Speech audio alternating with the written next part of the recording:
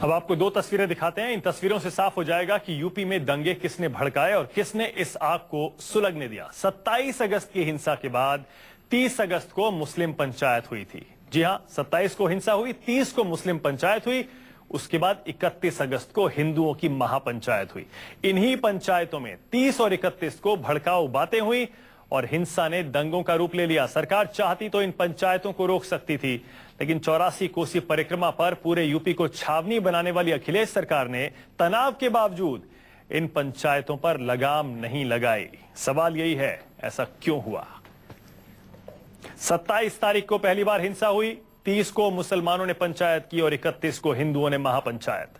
सरकार चाहती तो इन महापंचायत और पंचायत को रोक सकती थी।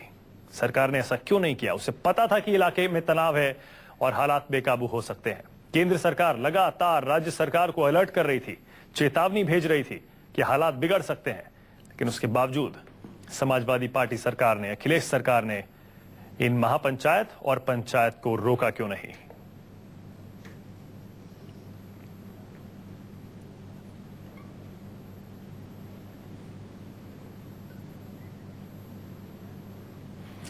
एक बार फिर से आपको बता दें, ये जो दो तस्वीरें हमें मिली हैं, न्यूज 24 के पास दो तस्वीरें हैं, दोनों तस्वीरें आपको दिखा रहे हैं। बता दें आपको, सबसे पहले 27 तारीख को मुजफ्फरनगर में हिंसा हुई थी, लेकिन वो मामूली सी घटना थी। उसके बाद आज ये घटना इतनी बड़ी क्यों हो गई, पूरी की पूरी कहानी इन्हीं दो तस्वीरों में छिपी हुई है। 30 तारीख को 27 की घटना के बाद 3 दिन बाद मुसलमानों ने 30 तारीख को पंचायत की, उसे राज्य सरकार ने नहीं रोका। उसके एक दिन बाद 31 तारीख को, 31 अगस्त को हिंदुओं ने महापंचायत की, उसे राज्य सरकार ने नहीं रोका। और शायद उसी का नतीजा है कि आज 43 लोग मारे जा चुके हैं यूपी के दंगों में। अब जाकर हालात थोड़े से काबू में दिख रहे हैं। क्या सरकार ने जानबूझकर तनाव पैदा होने दिया? क्या राज्य सरकार ने जानबूझकर इन दोनों को, हिंदुओं की महापंचायत और मुसलमानों की पंचायत को नहीं रोका? मुजफ्फरनगर से और जानकारी के साथ अब धर्मेंद्र जुड़ गए हैं, हमारे संवाददाता। धर्मेंद्र, वाकई ऐसा लगता है कि 30 और 31 को मुसलमानों और हिंदुओं की जो पंचायतें हुई, उन्हें राज्य सरकार ने सारी जानकारी के बावजूद नहीं रोका? बिल्कुल सही बात है, क्योंकि मुजफ्फरनगर में जब 144 लागू है और मुजफ्फरनगर के हालात बेकाबू होने की स्थिति में हैं, उसके बावजूद भी ये पंचायत और ये मीटिंगें क्यों कराई गई, सबसे बड़ा सवाल है। उसके अलावा जो पूरा का मामला ये पिछले 8-10 दिन से चल रहा है, उसके अगर दोषी है तो सिर्फ ये पंचायत में बैठे धर्म के सब ठेकेदार हैं और इन मीटिंगों में खड़े ये नेतागण हैं जिन्होंने ये पूरी मीटिंग कराई थी। ये पहली मीटिंग अगर आप देख रहे हो जिसमें एक नेता बड़ी दाढ़ी में और हाथ में माइक लिए हुए भाषण दे रहा है, इसका नाम कादिर राना है। ये श्रीमान जी MP हैं बसपा से। उसके अलावा यहाँ पर बड़े बड़े दिग्गज हैं, जो कि शहीदुल जमा है, पूर्व केंद्रीय राज्य मंत्री रहे हैं। उसके अलावा इनके बराबर में समाजवादी पार्टी के राष्ट्रीय कार्यकारिणी के सदस्य हैं राशिद सिद्दीकी जी। इन पर पुलिस ने मेहरबानी करते हुए इनका नाम मुकदमे में दर्ज भी नहीं किया है। और जो ये दूसरी तरफ पंचायत हुई है, इस पंचायत में जो लोग खड़े हैं, इन्होंने भी वहां पर पंचायत में खूब भड़काऊ भाषण दिए। पुलिस को भी मालूम था, प्रशासन को भी मालूम था कि ये पंचायत और मीटिंग बवाल कर सकती हैं। यही इनका, पुलिस का या प्रशासनिक अधिकारियों का कोई भी एक्शन न लेना इस मुजफ्फरनगर पर भारी पड़ गया और यही वजह है कि मुजफ्फरनगर में मौतों का अंबार लग गया। धर्मेंद्र, ये बात और बताइए, अभी तक सिर्फ बीजेपी, समाजवादी पार्टी, RLD, किसान यूनियन और शायद कांग्रेस के नेताओं का नाम आ रहा था, लेकिन आप बता रहे हैं BSP के एक MP भी इस पंचायत में शामिल थे? बिल्कुल, BSP के MP यहाँ शामिल थे, बाकायदा उनके खिलाफ मुकदमा भी दर्ज हुआ है।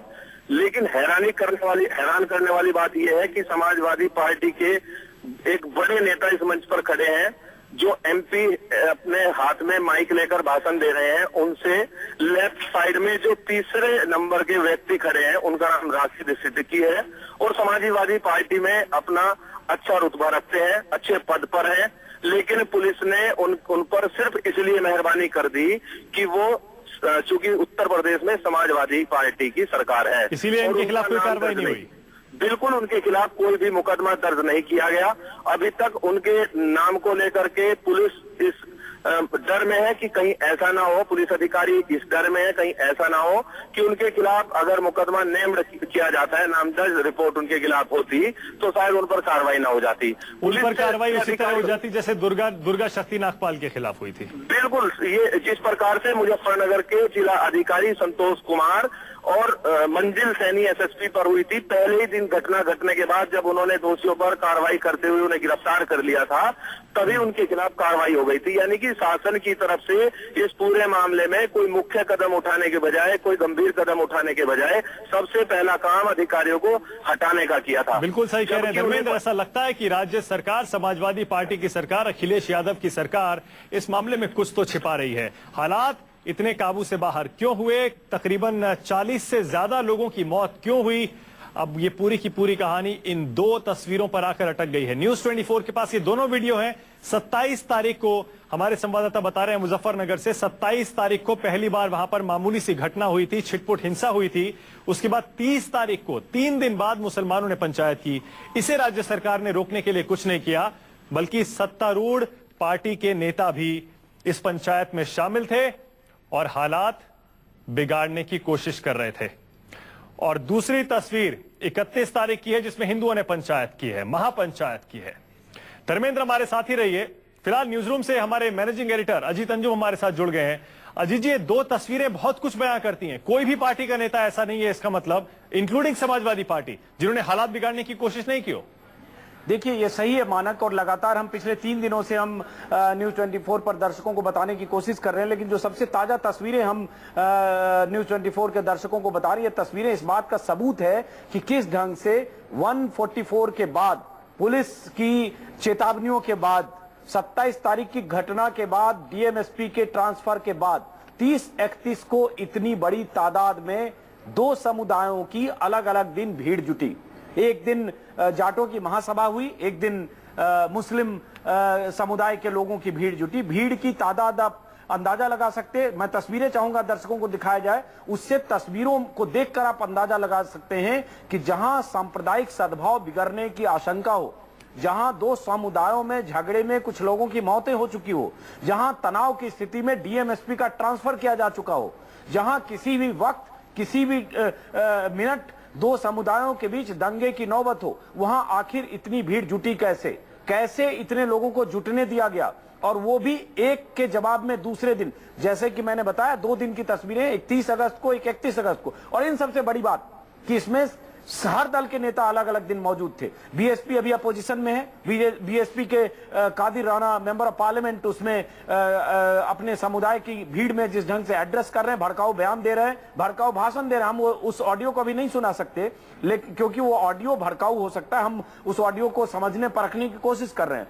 लेकिन दूसरे दिन की तस्वीर देखेंगे, उसमें जाटों की महासभा है, उसमें बहुत सारे लोग गए, कांग्रेस के पूर्व सांसद भी गए, बीजेपी के विधायक, 4 विधायकों के खिलाफ मामला दर्ज किया गया है, उनकी भी जाटों की महासभा या जाटों की पंचायत में पहुंचने की खबर है। हमने ये लगातार दर्शकों को बताया है कि जो संगीत सोम वहां के एक बीजेपी के विधायक हैं, उनके खिलाफ एक भड़काऊ सीडी बांटने, फेसबुक पर सर्कुलेट करने, और उस सीडी में 2 लड़कों के साथ बर्बरतापूर्ण पिटाई की सीडी है, जो कहा जा रहा है पाकिस्तान की 3 साल पहले की सीडी है, जिसको इस तरह से प्रचारित और सर्कुलेट किया गया। वो सब सबूत अपनी जगह है। लेकिन अब ये तस्वीर क्या कहती है? ये तस्वीर ये कहती है कि उत्तर प्रदेश सरकार, पुलिस प्रशासन पंगु थी, सरकार को इसकी परवाह नहीं थी, या सरकार आंख मूंदकर ऐसी भीड़ जुटने दे रही थी जो भीड़ उन्माद में बदल सकती थी। और अजीत जी, इसमें समाजवादी पार्टी के नेता भी हैं, इसमें जिनके खिलाफ कोई कार्रवाई भी नहीं हुई। बिल्कुल, समाजवादी पार्टी के नेता हैं, इसमें बीजेपी के नेता हैं। अलग अलग भीड़ की हम 2 दिनों की बात करें तो बीएसपी के नेता है। अब आप देखिए कि कम्युनल पोलराइजेशन अगर होता है, सांप्रदायिक आधार पर ध्रुवीकरण होता है, तस्वीर में कादिर राणा बीएसपी के सांसद दिख रहे हैं, सांप्रदायिक आधार पर ध्रुवीकरण होता है, तो राजनीतिक पार्टियां, सियासी दल सारी सरहदें एक दूसरे